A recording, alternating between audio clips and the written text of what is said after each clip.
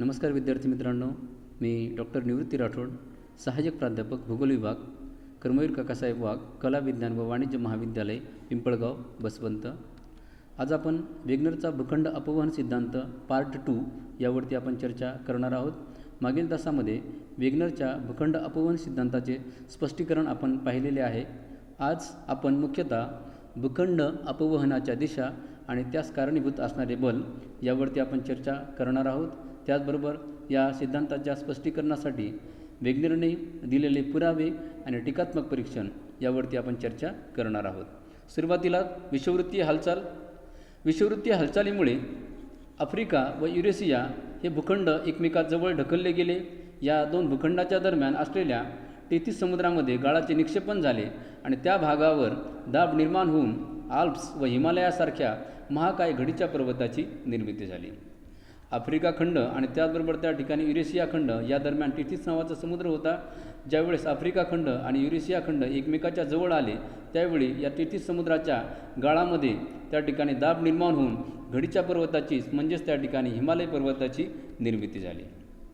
हिमालय पर्वताची निर्मिती formation of Himalaya ही उत्तरेकडची युरेशियन प्लेट आहे आणि ही दक्षिणेकडची इंडियन ऑस्ट्रेलियन प्लेट आहे आणि या दरम्यान 33 नावाचा समुद्र होता आणि या 33 नावाच्या समुद्रामध्ये सतत त्या ठिकाणी गाळाचं संचयन होत होतं.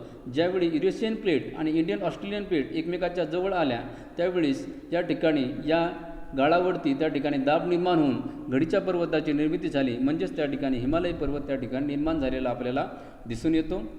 विषुववृत्तीय वहनामुळे भारतीय द्वीपकल्पीय पठार हे ऑस्ट्रेलिया खंडापासून त्या ठिकाणी वेगळे झाले आणि त्याचबरोबर ऑस्ट्रेलियापासून आफ्रिका खंड हा जो आहे तो देखील वेगळा झालेला आपल्याला दिसून येतो. पृथ्वीच्या विषुववृत्तीय फुगीरपणामुळे निर्माण झालेल्या गुरुत्वाकर्षण शक्तीच्या अपवहन क्रिया त्या ठिकाणी घडून आलेल्या आहे आणि अपवहन क्रियेमुळेच हे खंड जे आहेत तर ते वाहून गेलेले आपल्याला त्यांचं वहन झालेलं आपल्याला दिसून येतं.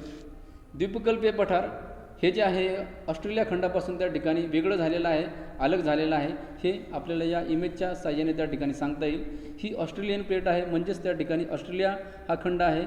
ऑस्ट्रेलिया खंडापासून हे भारतीय द्वीपकल्पीय पठार त्या ठिकाणी वेगळं झालेलं आहे आणि या ठिकाणी उत्तरेकडे सरकलेलं आहे आणि त्याचबरोबर त्या ठिकाणी ही आफ्रिकन प्लेट आहे. ही आफ्रिकन प्लेट देखील त्या ठिकाणी पश्चिमेकडे आपल्याला सरकलेली आपल्याला दिसून येते. आता पश्चिमी हालचाल. भूखंडावरील चंद्र व सूर्याच्या आणि त्याचबरोबर भरतीओहोटीच्या बलामुळे म्हणजेच पश्चिमी हालचालीमुळे युरोपपासून त्या ठिकाणी उत्तर अमेरिका हा खंड वेगळा झाला आणि त्याचबरोबर त्या ठिकाणी आफ्रिकेपासून दक्षिण अमेरिका हा खंड त्या ठिकाणी वेगळा झालेला आपल्याला दिसून येतो आणि मध्ये त्या ठिकाणी अटलांटिक महासागराची निर्मिती झालेली आहे. या इमेजच्या युरोप व आफ्रिकेपासून उत्तर अमेरिका व दक्षिण अमेरिका वेगळे झाले. या इमेजच्या साहाय्याने आपल्याला त्या ठिकाणी स्पष्ट करता येईल. हा युरोप खंड आहे, हा आफ्रिका खंड आहे. युरोप खंडापासून त्या ठिकाणी नॉर्थ अमेरिका त्या ठिकाणी वेगळी झाली. आफ्रिका खंडापासून साऊथ अमेरिका हे वेगळं झालं आणि मधल्या भागामध्ये त्या ठिकाणी अटलांटिक महासागराची निर्मिती झालेली आपल्याला दिसून येते. रॉकीज व अँडीज पर्वताची निर्मिती. पश्चिमी अपवहन व सागर तळावरील खडकांनी विरोध केल्याने उत्तर अमेरिकेत रॉकीज पर्वताची निर्मिती झाली आणि त्याचबरोबर दक्षिण अमेरिकेमध्ये अँडीज पर्वताची निर्मिती झालेली आपल्याला दिसून येते. दक्षिण अमेरिकेतील अँडीज पर्वत या इमेजमध्ये त्या ठिकाणी दर्शविलेला आहे. या भागावरती खडकांनी विरोध केल्यामुळे या भागावरती त्या ठिकाणी खडकाचं त्या ठिकाणी वलीकरण घडलं आणि या भागामध्ये दक्षिण अमेरिकेमध्ये अँडीज पर्वताची निर्मिती झालेली आपल्याला दिसून येते. भूखंड अपवहन सिद्धांताचे पुरावे. आता आपण या सिद्धांताच्या स्पष्टीकरणासाठी दिलेले जे पुरावे आहेत यावरती आपण चर्चा करणार आहोत. त्यामध्ये सर्वात प्रथम भौगोलिक पुरावे. दक्षिण अटलांटिक महासागराच्या किनारपट्टीमधील समरूपता म्हणजेच झिगझॅग फिट असं म्हटलेलं आहे. दक्षिण अमेरिकेची पूर्व किनारपट्टी आणि आफ्रिका खंडाची पश्चिम किनारपट्टीमध्ये लक्षणीय त्या ठिकाणी समरूपता किंवा समानता आपल्याला आढळून येते. पूर्वी हे खंड एकत्रित असल्याशिवाय अशी समरूपता आपल्याला पाहायला मिळणार नाही. झिगझॅग फिटची या ठिकाणी इमेज दिलेली आहे. पूर्वी आफ्रिका खंड आणि त्याबरोबर साऊथ अमेरिका हा खंड त्या ठिकाणी एकच त्या ठिकाणी महाखंडाचा भाग होता. कालांतरामध्ये याचे 2 तुकडे झाले आणि तुकडे झाल्यामुळे साऊथ अमेरिका त्याचं फ्लक्च्युएशन त्या ठिकाणी पश्चिमेकडे झालेलं आहे आणि या दोन्ही किनारपट्टी आपण एकमेकाच्या जवळ आणल्या तर दोन्ही किनारपट्टी एकमेकांमध्ये चपखलपणे बसतात. हा भौगोलिक पुरावा मानला जातो. त्याबरोबर सेकंडली भूगर्भशास्त्रीय पुरावे. भूगर्भशास्त्राच्या दृष्टीने अटलांटिक महासागराच्या पूर्व आणि पश्चिम किनारपट्टीवरील प्रदेशात बरेच साम्य किंवा सारखेपणा आढळतो. अटलांटिक किनाऱ्याच्या दोन्ही किनाऱ्यालगत सापडणारे खडक आणि पर्वतश्रेण्यांमध्ये त्या ठिकाणी समानता दिसून येते. त्याचबरोबर पश्चिम किनारा व ब्राझीलचा पूर्व किनारा यामध्ये भूरचनेच्या दृष्टिकोनातून त्या ठिकाणी आपल्याला समानता दिसून येते. या दोन्ही प्रदेशामध्ये हिऱ्याच्या खाणी आहेत आणि खनिजे पण सारख्याच प्रमाणामध्ये आढळतात. हा भूगर्भशास्त्रीय पुरावा. त्याचबरोबर पुढे पुराजीवशास्त्रीय पुरावे. अटलांटिकच्या दोन्ही किनारपट्टीच्या प्रदेशात म्हणजेच अमेरिकेच्या पूर्व किनाऱ्यावर आणि युरोप, आफ्रिकेच्या पश्चिम किनाऱ्यावरील खडकामध्ये आढळणाऱ्या वनस्पती व प्राण्यांचे अवशेष आणि जीवाश्म यात खूप सारखेपणा आढळून येतो. लिस्टोसरस मांजराच्या जातीय प्राण्यांचे अवशेष सर्वत्र त्या ठिकाणी आढळतात. पुरा हवामानशास्त्रीय पुरावे.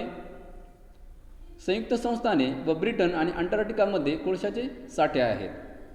सध्याच्या थंड हवामान परिस्थिती असणाऱ्या ईशान्य संयुक्त संस्थाने आणि ब्रिटनच्या काही भागामध्ये कोळशाचे साठे आढळतात. याचा अर्थ पूर्वीच्या काळी हा भाग त्या ठिकाणी उष्णकटिबंधामध्येच म्हणजेच त्या ठिकाणी विषुववृत्तावरती त्याचं लोकेशन होतं आणि नंतर त्याचं वहन होऊन त्यांना आजची स्थिती प्राप्त झालेली आहे. म्हणजे थंड हवामानाच्या परिस्थितीमध्ये असताना देखील या प्रदेशामध्ये आपल्याला त्या ठिकाणी कोळशाचे साठे त्या ठिकाणी आढळतात. म्हणजेच त्या ठिकाणी पूर्वी हे भूखंड त्या ठिकाणी एक महाखंडाचाच भाग होता.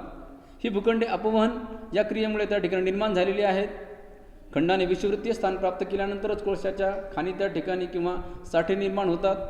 नंतरच्या काळात त्याचे अपवहन झाले असले पाहिजे आणि वेगवेगळ्या भौगोलिक स्थानामध्ये ते स्थित झाले असावेत. हवामान परिवर्तन विषयक पुरावे. प्राचीन काळातील हिमावरणाची चिन्हे दक्षिण अमेरिका, दक्षिण आफ्रिका या दोन्ही खंडावर सारखेपणा दर्शवितात. त्याचबरोबर ऑस्ट्रेलिया आणि भारताच्या दक्षिण भागात देखील हिमनद्याच्या संचयन कार्यामुळे निर्माण झालेले भूरूपे किंवा त्या भूरूपाचे अवशेष या भागामध्ये दिसून येतात. हवामान परिवर्तन विषयक पुरावे. या दोन्ही भागामध्ये त्या ठिकाणी हिमावरणाची चिन्हे आपल्याला दिसून येतात. म्हणजे पूर्वीच्या काळी हा सगळा भूखंड त्या ठिकाणी एकच होता. आता भूखंड वहन सिद्धांतावरील टीका. अपवहन होण्यासाठी गुरुत्वाकर्षणीय, प्लवकीय व भरती ओहोटीचे बल अत्यंत अपुरे आहेत. पश्चिमी अपवहन होण्यासाठी भरती ओहोटीचे बल कार्यान्वित झाले असेल तरी त्यापेक्षा किमान 10,000 दशलक्ष पटीने भरती ओहोटीच्या बलाची आवश्यकता आहे आणि त्यावेळी त्या ठिकाणी हे वहन त्या ठिकाणी होऊ शकतं. आणि एवढं जर बल पृथ्वीच्या पृष्ठभागावरती जर किंवा पृथ्वीवरती जर अस्तित्वात असतं तर त्या ठिकाणी पृथ्वीचं परिवलन देखील त्या ठिकाणी थांबलं असतं. तर ही अशक्य गोष्ट आहे. किनारपट्टीची जुळणी तंतोतंत नाही. अपवहनाची दिशा व कालगणनाच्या याचं विश्लेषण जे आहे ते अपुरे आहे. सिद्धांताचे महत्त्व. या सिद्धांतावर जरी टीका झाली असेल तरी या सिद्धांताला महत्त्व त्या ठिकाणी अनन्यसाधारण आहे. कालांतराने 1965 भूपट्ट विवर्तनिकी हा सिद्धांत मांडण्यात आला आणि या सिद्धांतामुळे वेगनरच्या भूखंड वहन सिद्धांताला दुजोरा मिळालेला आहे आणि एक प्रकारचं स्पष्टीकरण त्या ठिकाणी या सिद्धांतामुळे त्या ठिकाणी मिळालेलं आहे आणि त्यामुळे या सिद्धांताला असणारं महत्त्व जे आहे ते अनन्यसाधारण आहे. आज रोजी देखील काही भूखंड किंवा काही खंडाचा जो भाग आहे तर तो दर वर्षी काही किलोमीटरपर्यंत त्या ठिकाणी त्यांचं वहन होतं, काही किलोमीटरपर्यंत त्या ठिकाणी ते अंतर कापतात. म्हणजे याचा अर्थ काय, पूर्वीच्या काळी देखील त्या ठिकाणी म्हणजे या वेगनरच्या खंडवहन सिद्धांतामध्ये खंडवहन झालेलं आहे हे आपल्याला या ठिकाणी कन्सिडर करावं लागेल. थँक्यू.